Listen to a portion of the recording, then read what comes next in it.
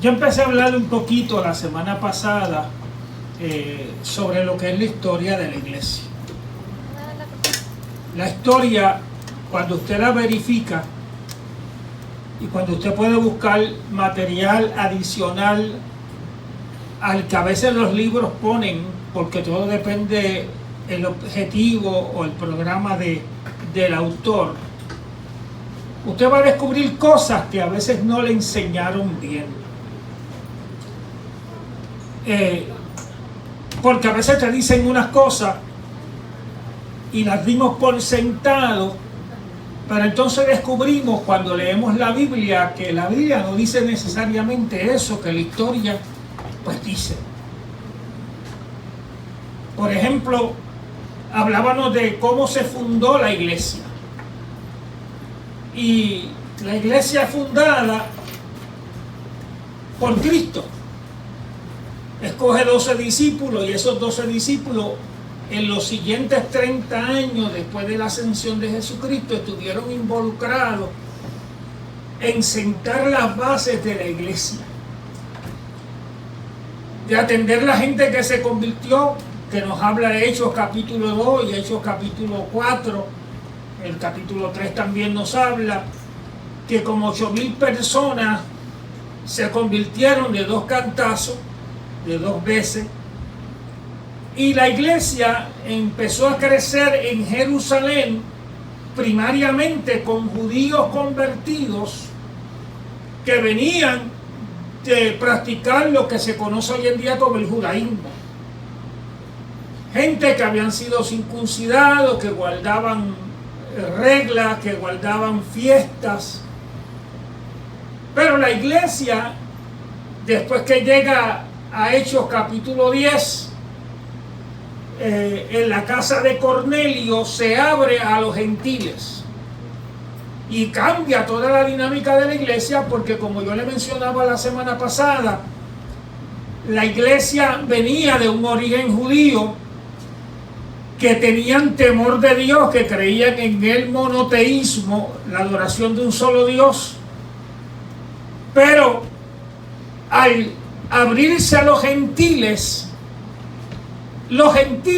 tenían multiplicidad de dioses, creían en muchos dioses, tanto dioses hombres como dioses mujeres o diosas mujeres. Pero cuando se empiezan a convertir gentiles, no solamente gentiles dentro de Jerusalén, de Israel, porque los primeros gentiles se convierten dentro de Israel en la casa de Cornelio, sino que cuando se añaden la predicación del apóstol Pablo a la diáspora, que salen a otros sitios del Asia Menor, que estaba lleno de judíos también, vivía más gente fuera por causa del gobierno romano. Se habían ido, como ahora mismo ocurre aquí con Puerto Rico, y más puertorriqueños fuera que en la isla, y se habían establecido en la diáspora. Dios llama a Pablo para que le predique a los gentiles, porque era quizás una de las personas que menos prejuicios tenía para hablarle a los judíos que estaban en la diáspora y a los gentiles que se estaban añadiendo. Y cuando usted estudia con detenimiento el libro de los Hechos, usted descubre que mucha de esa gente que se convirtió en la diáspora venían, los primeros que se convertían eran judíos, porque siempre se le predicaba en los lugares de los judíos. Donde iba primero Pablo eran los del pueblo de Dios, pero después habría predicarle a los gentiles y se empezaron a convertir una serie de personas que se convirtieron en personas prominentes dentro de la iglesia que se levantaba en el primer siglo. Pero cuando hay gente, empiezan los problemas. Nosotros producimos problemas porque tenemos pensamientos diversos, tenemos estructuras y cosmovisiones distintas. Eso es natural, los problemas. Los problemas vienen con el crecimiento. Y empezaron, ustedes ven, los primeros problemas surgen en Jerusalén porque se atendían más a las viudas de los judíos nacidos en Jerusalén y se descuidaban, aunque la Biblia dice que eran griegos, eran judíos también, pero de la diáspora. Cuando ustedes buscan eso con calma, de la diáspora, y entonces se atendían primero a las viudas y a los huérfanos se les daban su comprita, se les daba su suministro, y eso todavía se acostumbra. Yo me acuerdo cuando nosotros fuimos a pastorear a Massachusetts, esa es la única iglesia que nosotros no levantamos, todas las demás las hemos levantado, pero esa tenía una estructura. Y yo me acuerdo que guardaban, cuando había comida, los hermanos que servían en la mesa guardaban las de ellos por debajo primero, sacaban las de ellos primero, y para que no hubiese pelea con el pastor, también le sacaban al pastor por allí y las escondían. Y entonces se acababa la comida y a veces se quedaba un otro hermano y yo decía, sáquenme las comidas que están por ahí, y que es la suya. Y nosotros, yo cogía la mía y se la daba a los hermanos y también le decía, denme las de ustedes, porque ustedes están para servir. Y se empezaban a sentir mal conmigo, porque nosotros tenemos esa naturaleza. Yo voy a agarrar lo mío primero y después, si sobra, se lo doy a otro. Eso es natural, esa es la condición natural nuestra. Pero el Evangelio empieza a traer una cultura diferente, una cultura que trae perdón, que trae cambios, que trae transformación, que va cambiando el egoísmo nuestro y nos va enseñando a hacer bendición para otras personas. Eso hace el Evangelio. Se supone que sea así, dígale conmigo, se supone que eso sea así. Pero está luchando con la naturaleza humana y es más fácil ver los errores en otros que en uno mismo. Uno siempre ve al otro que está más gordo y no uno que está también con chicho. ¿Es así? Y hay veces que nos gusta criticar, está en la naturaleza humana. Cuando empieza la iglesia a crecer y de momento se encuentra con una serie de personas que estaban con una mentalidad del Imperio Romano, pero con una influencia poderosa de la cultura griega, y esa gente se convierte, y esa gente vivía sin casarse, se ponían a convivir y habían relaciones hombres con hombres y mujeres con mujeres.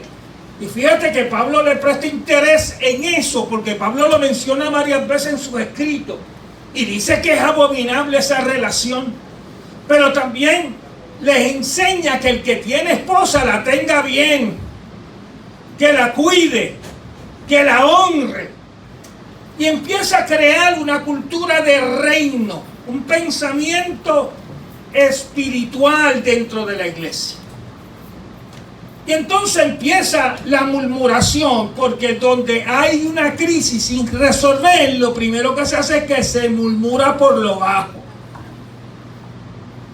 Que también yo voy a decir que es normal. Porque que, aunque sea entre dientes, hay veces que alguien dice, ¿por qué pusieron a fulano? Pues si ese no está tan preparado, ese llegó el otro día. Parece, ¿verdad? Hay veces que nosotros creemos que esto funciona así. Yo les decía a ustedes, y lo he mencionado algunas veces, a mí me dan la oportunidad de dar clases en una escuela bíblica, porque la maestra de las damas se achismó en un momento dado, tuvo una crisis con alguna de las damas, agarró el positor, se fue para las casas y de momento vienen donde mi pastor y le dice, pastor, la maestra de las damas se fue a enfogonar y yo estaba en la clase de los jóvenes, 15 años, pero yo compraba el expositor del maestro, yo lo tenía, yo me lo había leído y de momento el pastor Armando me dice, vete a darle clase a las damas. Resuélveme eso por hoy, ya la semana que viene yo resuelvo. Y yo empecé a darle clase a las damas gracias a que alguien estaba chismado. Son oportunidades que aparecen, pero yo estaba allí, yo estaba dispuesto. Yo le dije, ay, yo no sé, yo no, que me dieron esa tarea y yo fui. El chisme a la hermana le duró 3 semanas. Y yo estuve 3 semanas dándole clases, como yo siempre digo en forma de broma, un nene de 15 años enseñando a la vieja. La hermana se le quitó el coraje, resolvió. Pero las hermanas me pidieron que yo me quedara por los siguientes 2 años dándole clases. De ahí yo entendí que yo podía ser maestro. De ahí yo entendí la circunstancia, empecé a amar la enseñanza. ¿Qué me obligó? Que yo empecé a comprar comentarios bíblicos y cosas, porque ya como habían tantos hermanos que tenían el expositor del maestro, yo tenía que buscar cosas que no tenían que estar en el expositor del maestro, y me obligó a leer, y me obligó a empezar a entender unas cosas. Porque a veces las cosas surgen así, y se levantaron líderes, se levantaron personas a atender necesidades. De ahí surgen los Esteban de la vida, que muere apedreado por causa del evangelio, pero él vino a suplir una necesidad en un momento dado, y la iglesia siguió creciendo. Y entonces empezó a levantarse voces contrarias, porque en la iglesia pueden suceder cosas y hay que atenderlas. Y más cuando uno vive en una metrópoli, en una ciudad donde hay multitud cultural, como en Caguas, como en San Juan. Ustedes van a ver que en pensamientos de San Juan, metropolitano, en San Juan te puede ganar cualquiera la alcaldía, no necesariamente tiene que ser de los partidos principales. En San Juan usted consigue de todo, cristianos devotos hasta las aberraciones más grandes. Y de momento usted pone una iglesia en un lugar y la gente empieza a llegar que de todas formas, y ustedes los ven que son distintos. Algunos vienen con sus marcas, con sus recortes distintos, y se sientan en la iglesia, y de momento el Espíritu Santo los toca, se convierten. ¿Y qué vamos a hacer con ese paquete que llegó? Atenderlo, enseñarle, hablarle de la Biblia, hablarle de la palabra del Señor, y que Dios vaya haciendo los cambios internos. Pero la iglesia tiene que poner una vara, tiene que poner una línea, tiene que establecer una verdad, y esa línea tiene que estar clara. Esto es lo que creemos, y ahí esa unidad doctrinal se hizo necesaria para lidiar con toda la gente. En Jerusalén empezó a sentirse asustados los cristianos de Jerusalén y los judaizantes que se habían convertido al evangelio, pero todavía tenían ese yoyo que había que guardar las cosas, había que circuncidarse los varones, por supuesto, había que mantener la fiesta. Y entonces estaban preocupados porque la gente que estaba convirtiéndose en Asia Menor, lo que es hoy Turquía, no seguían esas reglas. Y empezaron a enviar gente. Mira, a Pedro le costó. Por eso es que Pablo lo tiene que reprender cara a cara. Y ese encuentro que hubo entre ellos, esa dinámica, los que han leído mi libro de Relaciones de Pastor, yo le dedico un capítulo completo a la relación de Pablo con Pedro. Fue una relación cordial, de respeto, pero con unas diferencias tremendas. Y Pedro quería estar bien con todo el mundo, y ese es uno de los problemas que enfrenta la iglesia moderna hoy en día, estar bien con todo el mundo. Porque una cosa es que yo ame a la persona diferente, pero yo tengo que establecer claro lo que el evangelio establece como verdad. Y esa línea tiene que estar clara. La gente decide si camina por esa línea. No es obligado. Pero si no camina por esa línea, no puede tener privilegio ni responsabilidades. Pero ahora Satanás ha metido una mogolla en la iglesia, y uno de los problemas que enfrentó la iglesia del primer siglo fue un sincretismo. Ya mismo vamos a versos bíblicos y me van a ayudar a leer ustedes para que después no digan el pastor no usó la Biblia.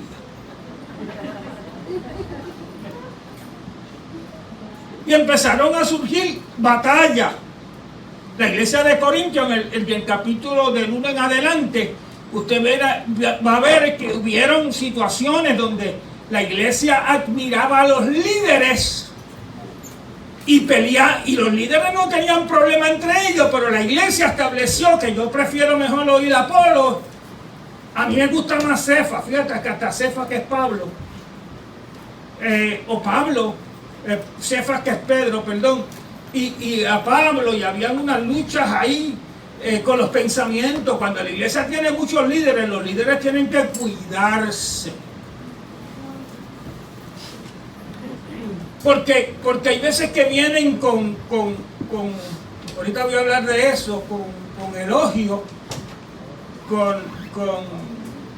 con esa guasimilla de que tú eres tremendo muchacho, que haga la iglesia sin ti. Es que cuando tú hablas, la iglesia se mueve, parece que la gloria de Dios baja cuando tú estás. Entonces, yo llevo lidiando con iglesia, dando seminarios en docenas, por no decir cientos de iglesias, por más de 30 años, y hemos encontrado luchas de poder internas, porque hemos dejado que pensamientos lleguen a la iglesia, y ahora hay un montón de modalidades. Me acuerdo que una vez un hermano dijo, pero yo no sé por qué dice bendecidos.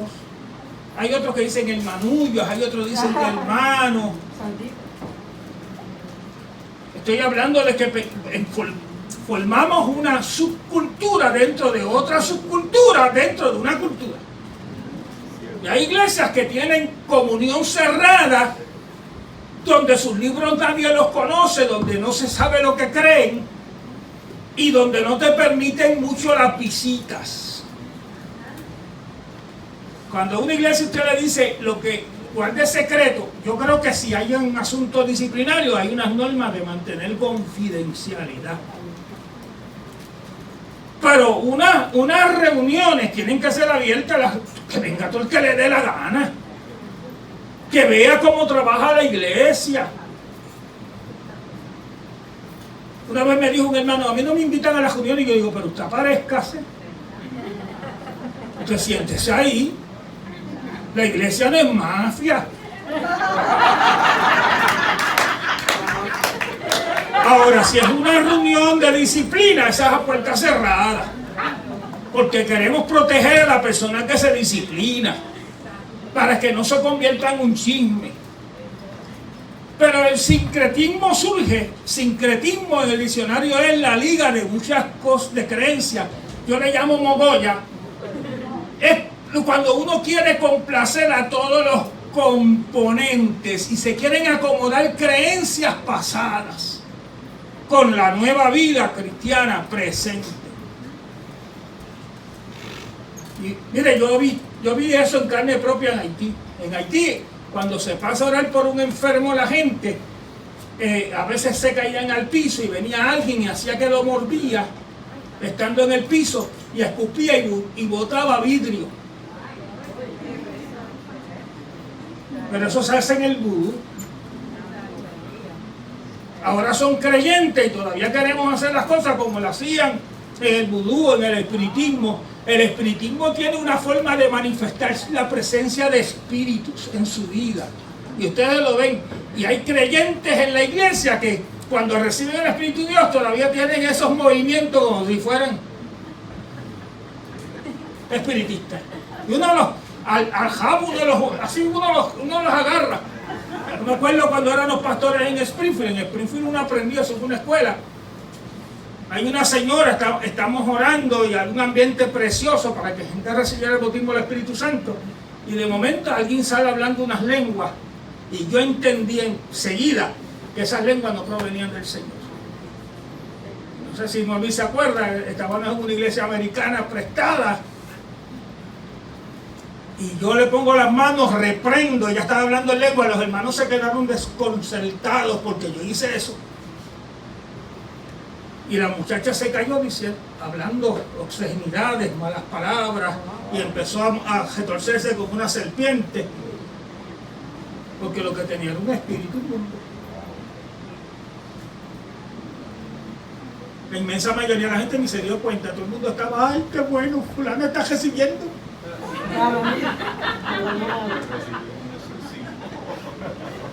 Pero no estaba recibiendo. Por eso uno tiene que tener cuidado, porque hay algo, fíjate que es uno de los dones que no se pide, discernimiento. Y el discernimiento va a llegar en momentos dados. No es que yo tengo discernimiento, es que Dios te pone en tu corazón en un momento dado que prestes mayor atención en alguien que parece, pero no es. Y la iglesia empezó así. Y la iglesia empezó trayendo lo que traían del mundo. Y yo quiero ir por encima en algunos versos bíblicos nada más, y los vamos a leer todos para que ustedes tengan un vislumbre o una base de lo que vamos a estar hablando, porque estamos viviendo en lo que se ha llamado los últimos días. Bueno, el día que yo estoy viviendo son mis últimos, y lo que usted está viviendo también los suyos. Ahora, ¿cuánto va a durar esos últimos días? Puede durar esta generación, la siguiente y la de arriba, pero mientras yo vivo, para mí son los últimos. Pero miren lo que dice Primera de Corintios, capítulo 3, versos del 1 al 4. Un hermano viene y se levanta y lo lee. Y vamos a leer después en ese mismo Primera de Corintios 3, 1, 4, el verso 21 al 23. Alguien que vaya buscando por ahí, Segunda de Tesalonicenses, capítulo 2, verso del 1 al 3. Y otra persona, Primera Timoteo, capítulo 4, verso del 1 al 4. A mí me gusta enseñar, así que ustedes, si les rompen lo que es la predicación del domingo, lo repetimos. Primera de Corintios, eso está después de Romanos. Primera de Corintios, capítulo 3, versos del 1 al 4, y para que no haya mucho dilema, la misma persona después se lee el 21 al 23, que es en el mismo capítulo, 21, verso 21 al 23. ¿Quién se pone de pie y lo lee? Tenemos, aquí está Angie, el próximo lo lees tú por virtud, el próximo que leamos.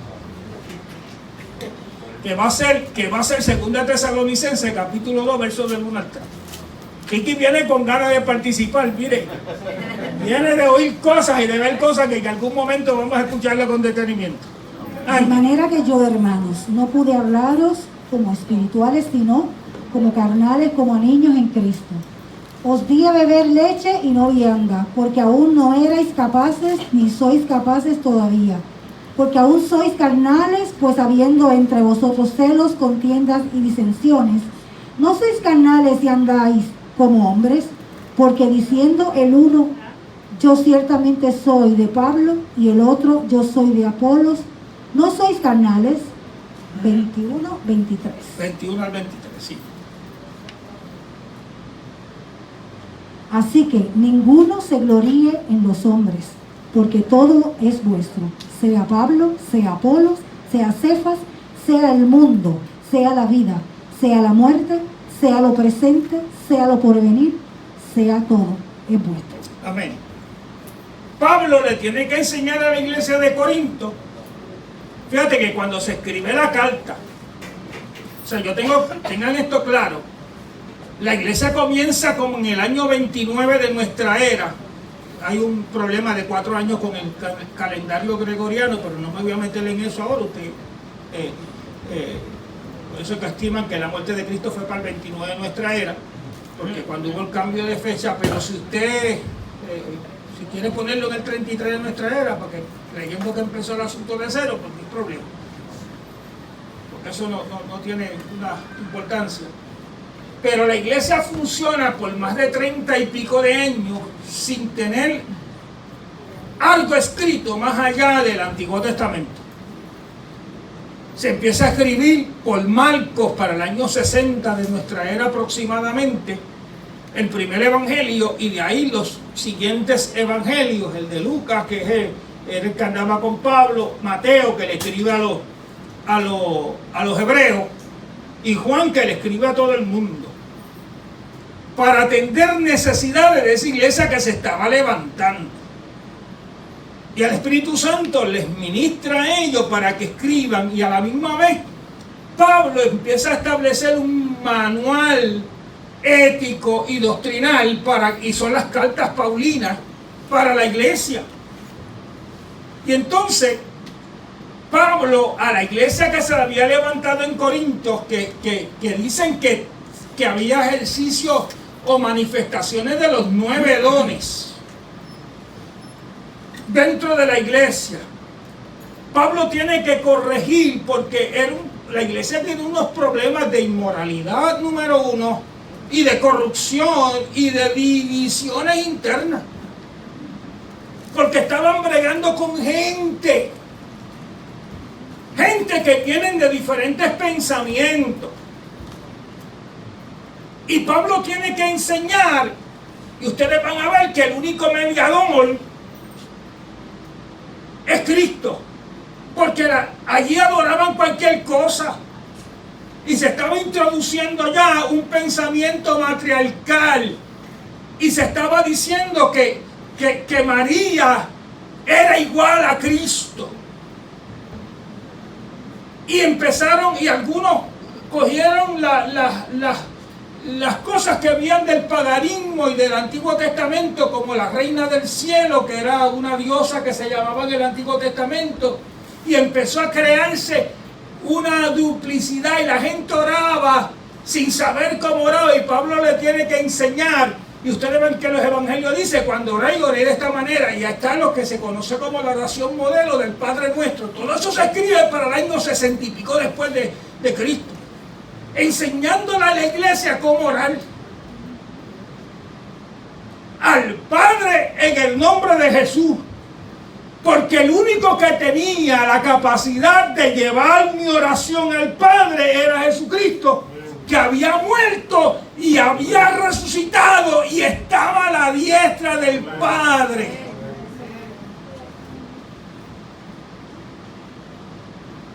Pero empezaron a hablar muchas cosas, porque se oraba a diferentes cosas, pero también habían deseo de crecer y de ser reconocido. Que me noten que estoy ahí, que mencionen mi nombre. Porque para trabajar en equipo, uno tiene que tener la capacidad de no buscar la gloria para sí. Eso es un problema cuando todo el mundo quiere que lo mencionen. Yo me acuerdo que una vez estaba yo con un grupo y había un hermano que dice: esta gente a mí no me respeta. Y yo le digo: ¿por qué tú mencionas eso? Porque hay gente que está pendiente hasta el más mínimo detalle. Me dice: tú viste, pusieron a todo el mundo como apóstoles con letra mayúscula, pero el apóstol mío está con letra minúscula. Ay, por favor.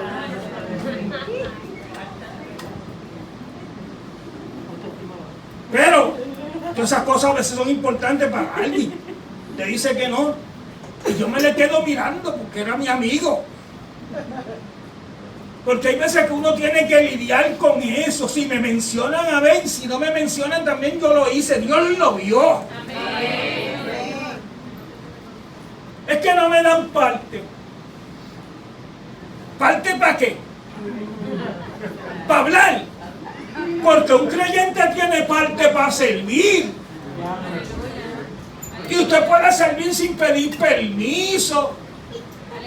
Y usted puede visitar a un anciano, a una persona sin que le den reconocimiento. O usted necesita hacer como las organizaciones de caridad que mandan a hacer un cheque, un cartelón que le cuesta como 200 pesos o 300 para decir que dieron 500.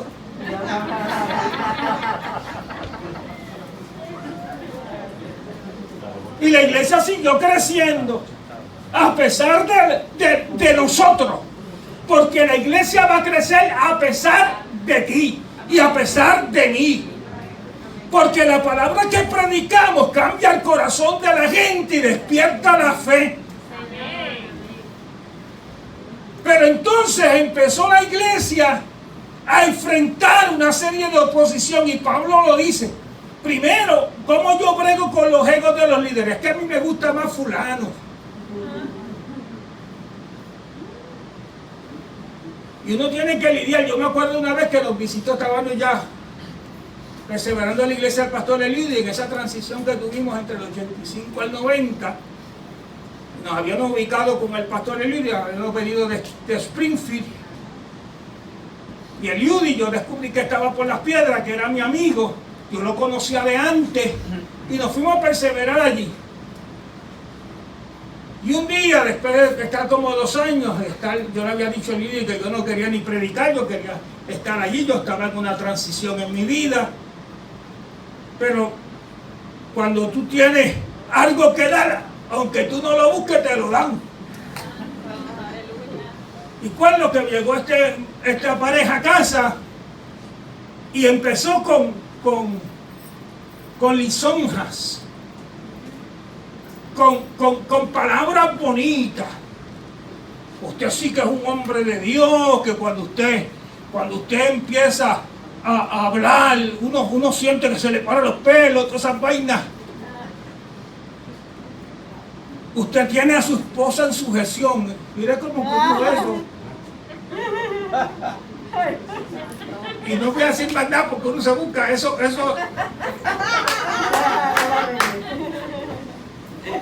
Pero él no, que eso era todo pasa. Él me venía a hablar del pastor Eliud y de su esposa.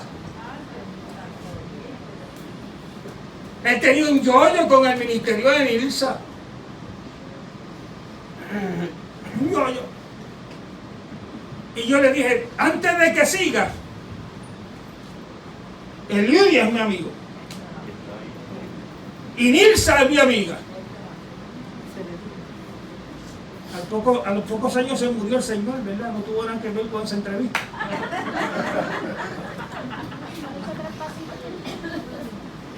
Y yo le dije, y esto que usted me indica, yo solo voy a decir al pastor. Él le cambió el rostro.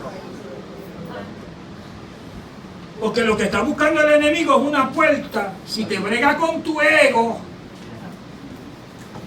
si te brega para sentirte de esto, vas a empezar a sentirse que es verdad. Si se sintió uno que subió y quiso estar en el trono de Dios y lo botaron de arriba, que ustedes no tienen ni idea, como un rayo, dice que cayó.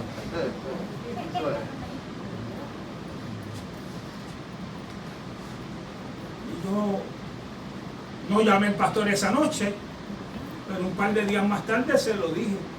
¿Qué hicimos con la persona? Nada, porque a la gente hay que seguirlos atendiendo. Porque todo el mundo tiene derecho a un mal día.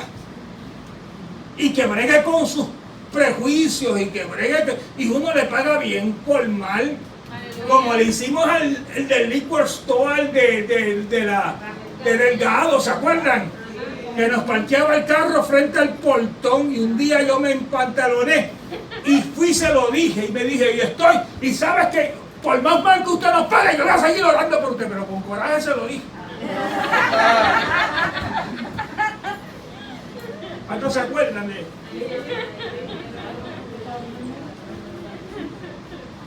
Y yo le voy a seguir pagando a usted bien por mal. Pero gritado. Yo tenía coraje. El siguiente domingo, nunca más nos volvió a parquear la guagua allí. Y yo, los que se acuerdan, yo me le metí al liquor store a hablar con él todos los domingos. Y la gente dice, el pastor en el liquor store, a mí no me importa eso. Yo iba y hablaba con don Carmelo, así se llamaba. Don Carmelo se hizo mi amigo. Los hijos, uno de sus hijos visitó esta iglesia. Por un tiempo. Era grandísimo, vino con su señora. Un par de días, vino algunos domingos. Porque hay veces que las circunstancias que se creen en el momento, tú no puedes odiar a la gente, Dios te mandó a trabajar con ellos. A mí me gusta mucho una doctrina que tiene mi hermana Antonia Hernández, que ella decía que a la gente hay que ganársela, uno no se los puede echar de enemigo. No me acuerdo de eso. Mejor es tenerlos ahí.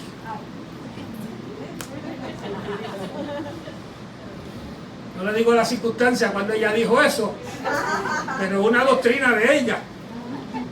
Porque no se los vamos a tirar afuera al diablo, porque no vamos a tenerlos ahí, que sigan viniendo, que sigan sufriendo el amor nuestro. Eso es lo que el apóstol Pablo dice, que hay gente que acumula ascuas de fuego cuando tú le pagas bien por mal. Tú sabes que te pelaron, pero tú lo sigues amando y le sigues sirviendo y le sigues abriendo las puertas. Usted no sabe cómo eso brega por dentro. ¿Usted ha visto algo? ¿Sabe lo que es el ácido sulfúrico? ¿Usted sabe cómo hace? ¿Usted lo ha visto? ¿Cómo? ¿Cómo hierve? Pero usted lo ama. No tiene excusa.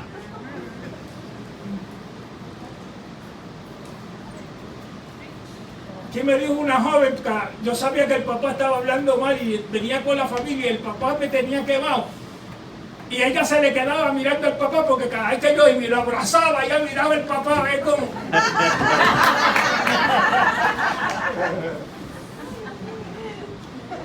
Yo lo supe después. Pero uno lo abraza, porque así es la gente, imperfecta. Pero llega un momento que creen la palabra y empiezan a crecer. Pero la iglesia enfrentó a otros enemigos. Segunda Tesalonicenses, capítulo 2, versos del 1 al 3. Pero con respecto a la venida de nuestro Señor Jesucristo y nuestra reunión con Él, os rogamos, hermanos, que no os dejéis mover fácilmente de vuestro modo de pensar, ni os conturbéis, ni por espíritu, ni por palabra, ni por carta como si fuera nuestra, en el sentido de que el día del Señor está cerca. Sí, esa es, segunda Tesalonicenses. Nadie os engañe en ninguna manera. No me engañe, porque no vendrán sin que antes venga la apostasía y se manifieste el hombre del pecado y el hijo de perdición. Mira, uno de los problemas es que hay gente que se conturba, se conmueve por las cosas que dicen otros, como si fueran... Usted va a ver los expertos, tú sabes lo que dicen por ahí, esto, y mandaban cartas como si fueran apostólicas, eso no es de ahora, y mandaban gente que decía que sintió. Es una dinámica. Mire, yo he llevado toda una vida peleando con esos sentimientos de gente que aparecen de la nada diciendo que Dios le dijo una cosa, que no concuerda con la Sagrada Escritura, y te dice: Dios me mostró, Dios me dijo. Ese vocabulario ha ido mejorando en Emanuel, porque antes cualquier cosa que sentía en mi corazón decía que Dios se lo dijo. Y el sentimiento es engañoso. Aleluya. Cuando usted estudia religiones comparadas, usted va a ver que todas nacen de una experiencia que alguien tuvo en un cuarto oscuro que no se puede verificar porque las experiencias son abstractas. Y entonces venían a dar nuevas instrucciones en la iglesia.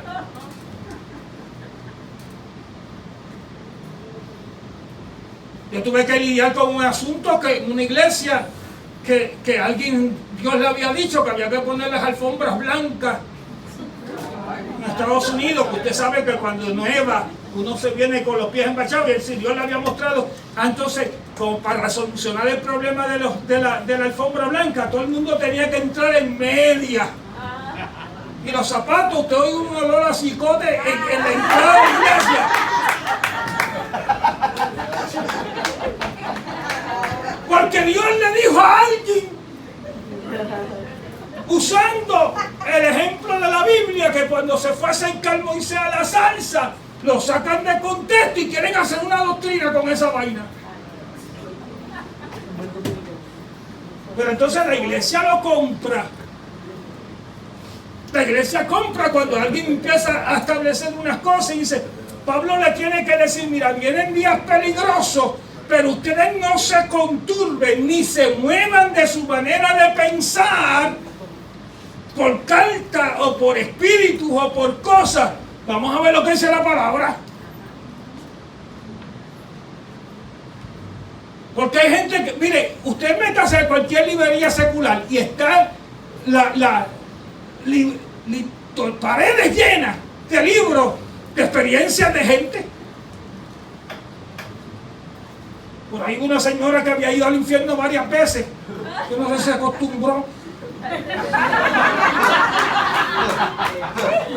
Y escribió una serie de libros de cosas que vio en el infierno y de cosas, y cada jato y de experiencias subjetivas. Yo no sé, pero la Biblia no brega con esa. La Biblia, uno tiene fe en algo, en la palabra, en lo que dice el Señor. Yo le creo a lo que dice el Señor.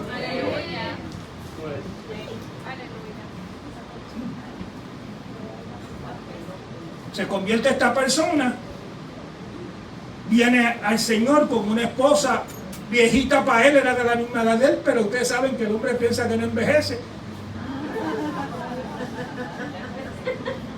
Y de momento alguien le dice, tú te casaste fuera de la voluntad del Señor. Pues claro, él no era creyente, estaba fuera, pero se casó, esa es su esposa. Pero Dios tenía algo nuevo para, algo mejor para ti. Y tú estás en Cristo ahora. Y como le dice la Biblia, que las cosas viejas pasaron. Fíjate cómo te manipulan.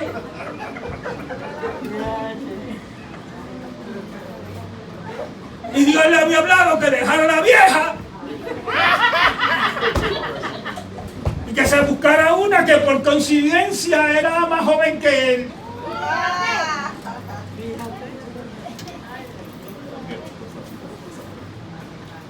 Y hay veces, como le dije, el ego es una cosa terrible. Y entonces para justificarlo, y ustedes van a ver montones de iglesias que han caído y la gente como incautos siguen por ahí. Por aquí por Tomás de Castro había una que dejó la esposa y se casó con una muchachita que para poderse casar con ella tuvo que esperar que cumpliera 16 años. Y los padres le dieron la autorización porque los padres cayeron en ese jueguito de que Dios habló. Y la iglesia tiene que enseñarse. Usted tiene la obligación de demandar santidad y pureza. Y por eso es que la línea tiene que estar clara. Porque yo me puedo salir de la línea, pero la línea no es un garabato, la línea es recta. Yo tengo que saber que me desvié de la línea y yo para regresar tengo que ir a la línea para caminar rectamente.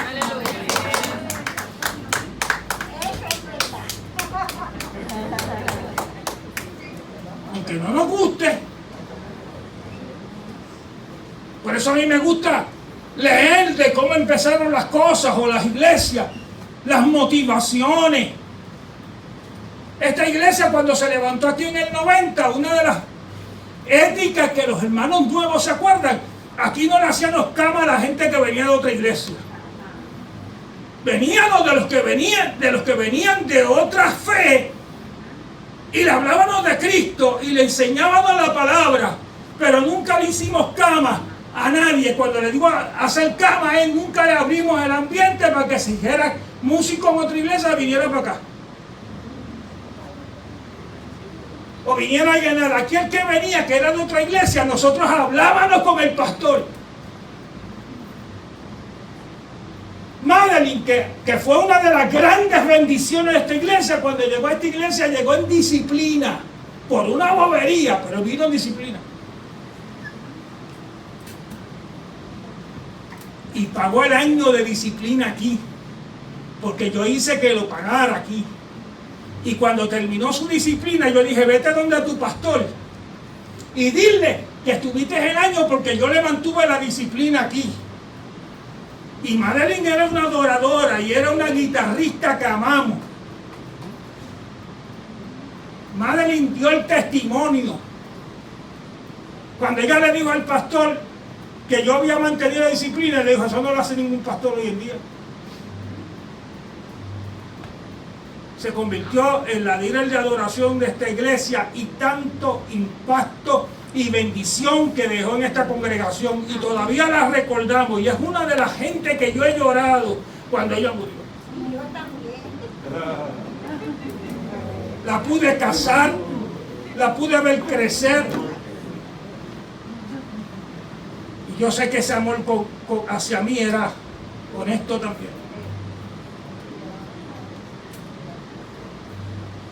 Pero nosotros no lo hacíamos, porque hoy las iglesias crecen con divisiones, por disgusto, porque ¿sabes cuántos están? No es el caso de Manuel, y yo lo puedo decir a voz en cuello, porque mire que iba haciendo fenómenos afuera. Manuel es una iglesia sana. De vez en cuando se puede colar alguna cosita, pero la lidiamos. Pero estamos aquí. Y el más viejo y el más joven sabe que se le trata por igual. Hay unos procesos en la vida de la gente. Yo no me puedo dejar influenciar. Porque si alguien es peligroso, es como maneja su autoridad. Yo aprendí de un hombre llamado John Kelly en Carolina del Norte, que nos dijo: no hay una persona más peligrosa que alguien que tiene mucha autoridad y no le da cuentas a nadie.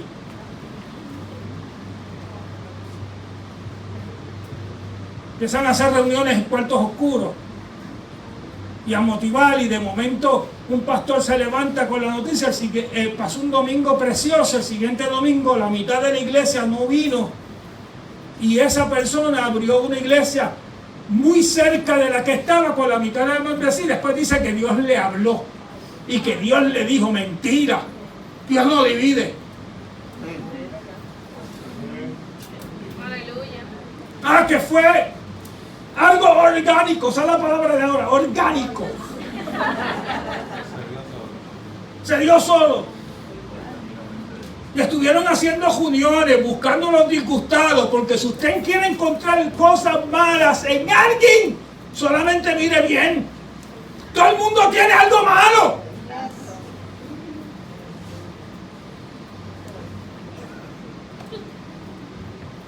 Es así.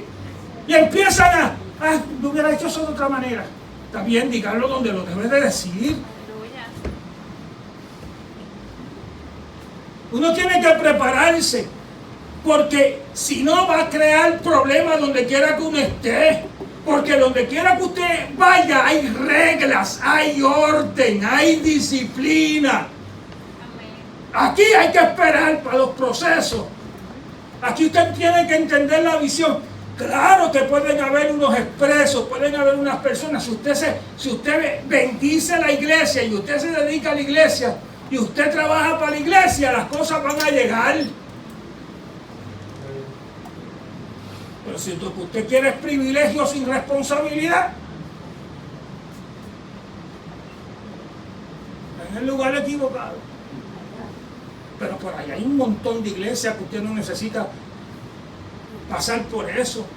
La iglesia va a tener buena o mala fama, depende de nosotros. ¿Qué es lo que dice afuera la gente? ¿Qué es lo que dicen los vecinos? ¿Qué es lo que dicen tus papás y tus hijos de tu comportamiento? ¿Con virtudes y defectos? Claro que sí. Alguien que se lea Romanos capítulo 16, versos 17 y 18, si es otra persona mejor. Y Primera de Timoteo capítulo 4, versos del 1 al 4. Romanos 16, versos 17 y 18. Y Primera de Timoteo capítulo 4, versos del 1 al 4. Que ya mismo voy a empezar a predicar. Romanos 16, del 17 al 18. Mas os ruego, hermanos, que os fijéis en los que causan divisiones y tropiezos en contra de la doctrina que vosotros habéis aprendido, y que os apartéis de ellos, porque tales personas no sirven a nuestro Señor Jesucristo, sino a sus propios vientres, y con suaves palabras y lisonjas engañan los corazones de los ingenuos. ¿Se le puede añadir algo a eso? Qué duro está eso, ¿verdad? Se meten así. Fíjate que esa palabra elogio, lisonjas. Y uno sabe. Y mire lo que dice Pablo en la recomendación que le hace a Timoteo, 1 Timoteo 4, versos del 1 al 3, con todas las cosas que tiene, del 1 al 4, de lo que tiene que lidiar la iglesia. Otra persona, Benita, los que trajeron Biblia. Ok, ahí hay uno. Pero el Espíritu dice claramente que en los postreros tiempos algunos apostarán de la fe. Apostatarán, debe decir ahí. Apostatarán. Ok.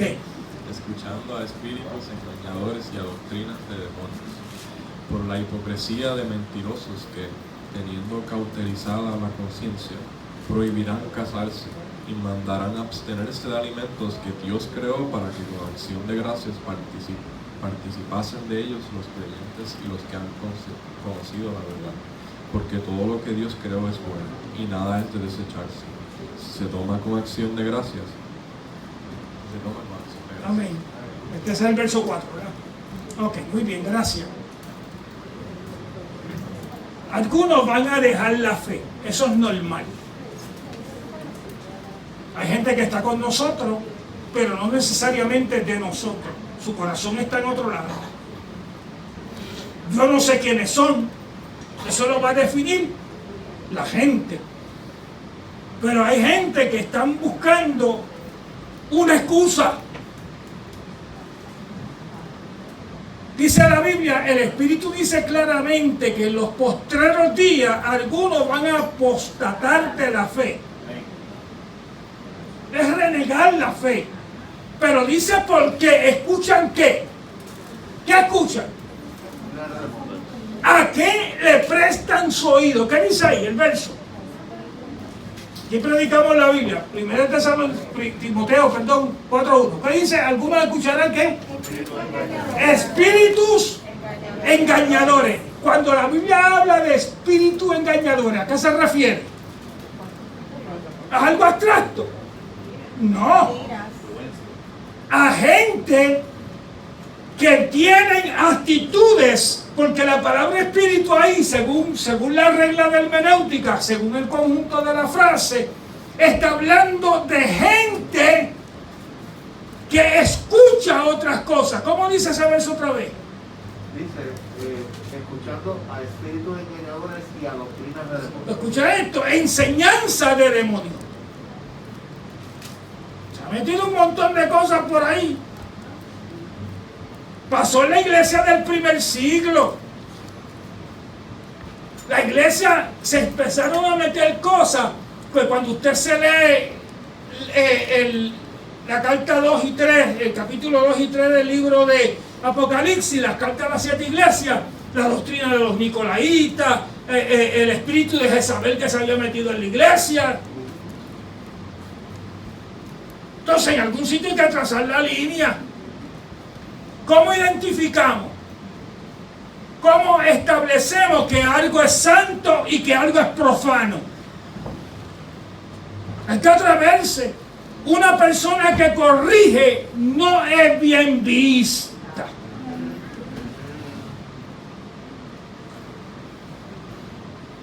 Le ponemos la cruz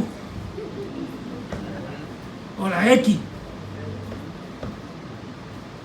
Porque la gente no le gusta que se bregue con su pecado.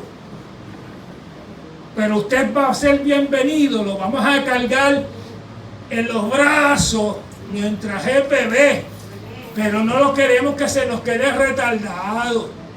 Tiene que crecer y tiene que asumir responsabilidades y tiene que entender y hacer criterios entre lo bueno y lo malo.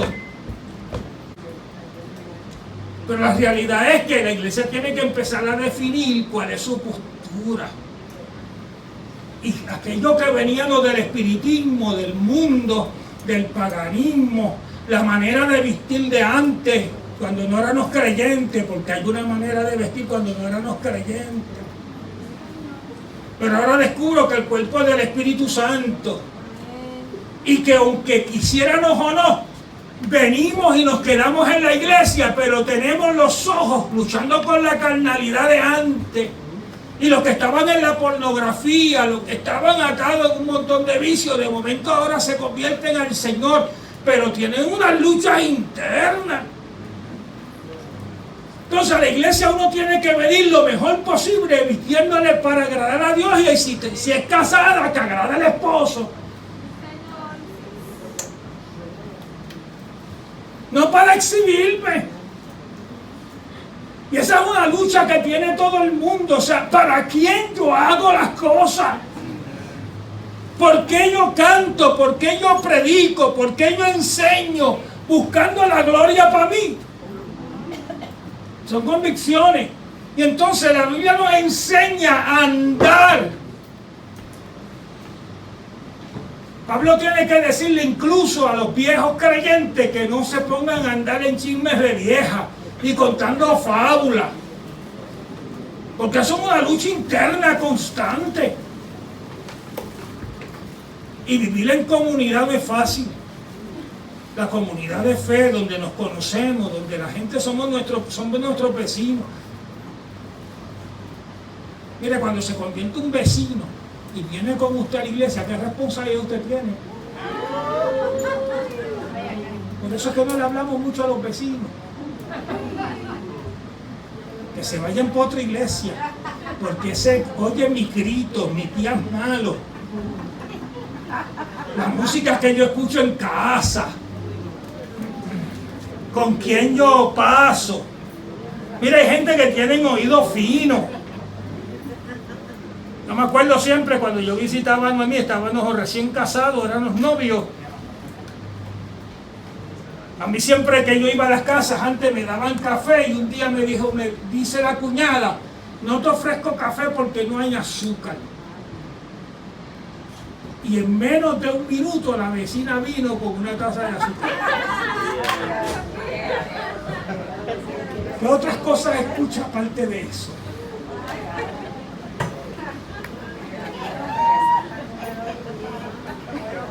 ¡Testimonio! ¡Testimonio!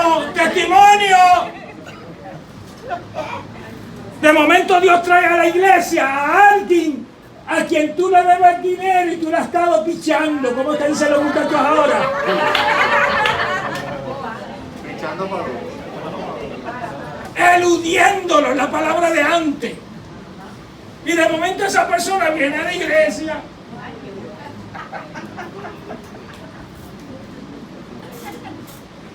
¿Qué hacemos? ¿Qué hacemos con el individuo? Y Dios te lo trajo ahí para que lo ame y para que le pague. Y dale algo adicional por los intereses. Porque hay que restaurar, eso es lo que hace la iglesia, ¿no? Entonces la iglesia fue enfrentando una serie de cosas. Padre mío.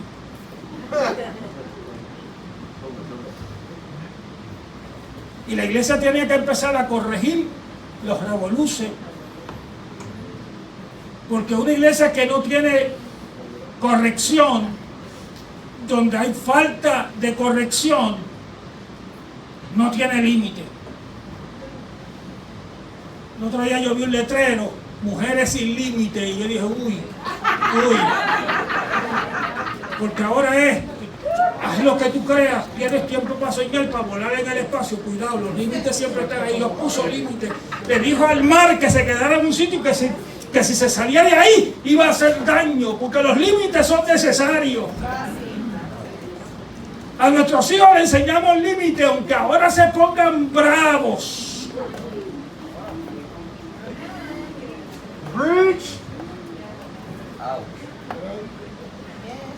No hay una cosa más terrible de decirte que tú puedes hacer algo. Algo por dentro. ¿Cómo es el ácido sulfúrico? Cuando a ti te dicen que no, algo empieza por dentro a fluir. Es increíble eso. ¿Sabe de lo que yo estoy hablando? ¿Alguien sabe? Cuando papá te dice que no, cuando mamá te dice que no, cuando el esposo dice que no, o cuando la esposa, a veces no te lo dice así tan, porque las esposas lo adornan. Yo pienso que no deberías ir, pero te está diciendo que no.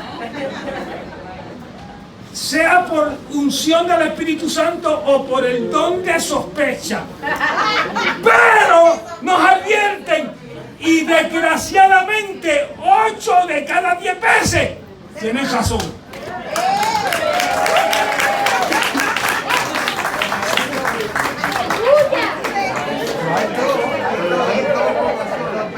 Disfrútate las dos que tú tienes. Pero hay dos.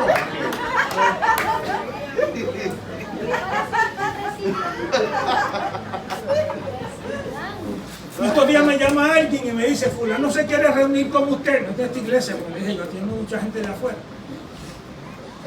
Que un profeta le dijo que tiene llamado pastoral, un tipo que no se gana una alma y no predica.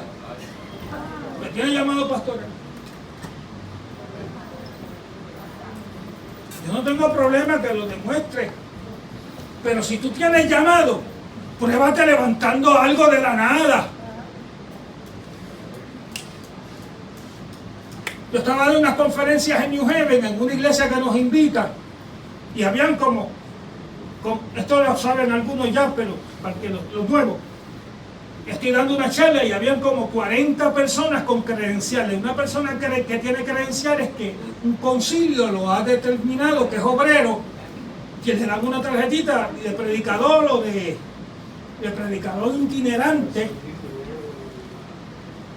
Y a mí me sorprendió la gran cantidad de obreros, porque el pastor era presbítero era líder y tenía emisora radial, y eso atrae mucha gente. Era dueño de una emisora radial, la iglesia. Y yo le pregunto, ¿cuánta gente aquí tienen llamado al ministerio? Y los 40 alzaron la mano. Y dije que bueno. Yo le dije, ¿cuántos de ustedes están trabajando en la iglesia? 5 me alzaron la mano.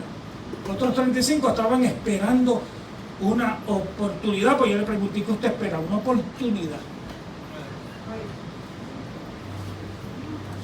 Y yo le digo, ¿qué tú dices con una oportunidad? Pues que una iglesia que se quede vacante nos dé la oportunidad para predicar. Y son pastores ahí. Entonces las iglesias quedan vacantes de 3 maneras. Que el pastor se muera, que el pastor caiga en descrédito y se tenga que ir obligado. No se preocupe que lo vamos a seguir.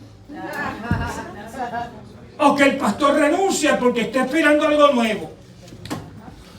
No se preocupen, que estoy terminando, así que no se pongan a hacer muchos revoluciones porque nos calentamos. Abráceme, yo me estoy escuchando.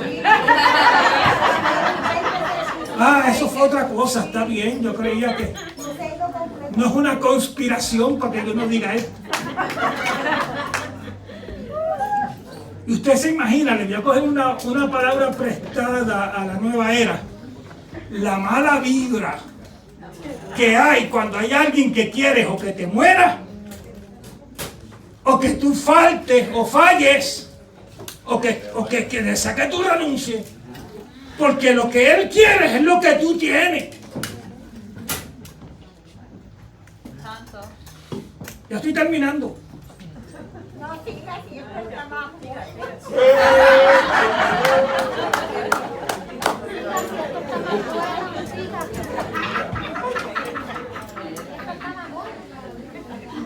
Padre mío, ¿Qué yo quiero? ¿Qué yo anhelo? Honrar a Dios. Y todo tiene su tiempo y su momento. Pero una de las cosas que Dios nos bendijo fue creer que Dios tenía un propósito con nosotros y empezamos a trabajar con eso. Y lo que tú empiezas a hacer empieza a prosperar en tus manos. Y damos cuenta. Y honramos a Dios. Porque estamos viviendo un tiempo difícil, hermano. Usted va a ver cosas terribles en la calle. Cosas terribles. Desde paredes que botaban aceite. De gente que te lo ponían en una silla y que te decían que crecía una pierna más que la otra. Mire, todos esos milagros pueden ocurrir en la iglesia. Pero si el corazón de una persona no cambia, la experiencia no es buena. Entonces la iglesia tiene que cuidarse de los enemigos. ¿Sabe cómo Pablo, en su consejo a la iglesia de Éfeso, en el capítulo 20 del libro de los Hechos, dijo: yo sé que después de mi partida van a venir lobos rapaces que no van a perdonar el rebaño. Y dice, y aún de entre vosotros mismos, fíjate que hay que bregar, se levantarán gente que van a arrastrar gente tras sí. Y la iglesia tiene que tener cuidado y protegerse para no dejar que elementos extraños la dañen. Emmanuel es una luz en la comunidad y no es la única luz. Hay cientos de buenas iglesias en diferentes lugares. No somos los únicos, no tenemos una voz mesiánica, porque hay algunos que piensan que la voz de ellos es la mesiánica, que es la única que se debe escuchar. No hay otras voces, y buenas voces. Pero Dios nos puso aquí. Y ya hay una nueva generación de gente con virtudes, con defectos. No solamente virtudes y defectos de sus líderes, de ustedes también. Entonces tenemos que decir, Señor, yo voy a perseverar en medio de la crisis, en medio de los problemas. Y a la medida que enfrentemos los problemas, todavía le puedo decir, quizás en un futuro, qué pasó entre el año 100 y el año 300. Pero estoy hablando de los primeros enfrentamientos de la iglesia, cómo empezó a bregar para mantener una línea recta y una pureza del evangelio. Y cuando la gente se convertía, estaba dispuesto a dar su vida por el evangelio. Y Dios nos mandó a atenderlos a todos, a cuidarlos a todos. En la iglesia hay gente de todo tipo, con todo tipo de necesidad, con todo tipo de circunstancias. Personas que están prácticamente solos, como mi hermano John, que se supone que yo lo fuera a buscar hoy y se me olvidó, pero él vino a su cajita. No se quedó y ni se enojó tampoco. Tenemos gente que a sus 97 están como Coco, 98, 97. 97. No se apresura a cumplir el otro. No se apresura. Pero Dios no las trajo ahí. A mi hermana Elsa, que le dio tantos años buenos, que no podemos olvidarnos de ellos, pero también hay una generación nueva. Generación nueva de estos muchachos. Aleluya. Que hay que amarlos. Aunque no quieran. Porque hay veces que no nos gusta que nos amen mucho.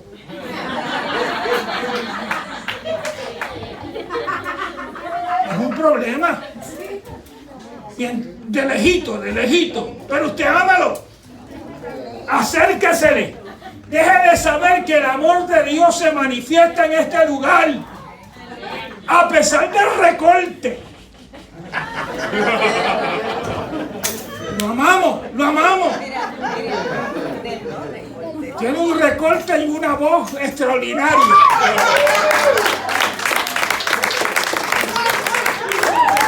distintos, diversos, pero caminando sobre una línea.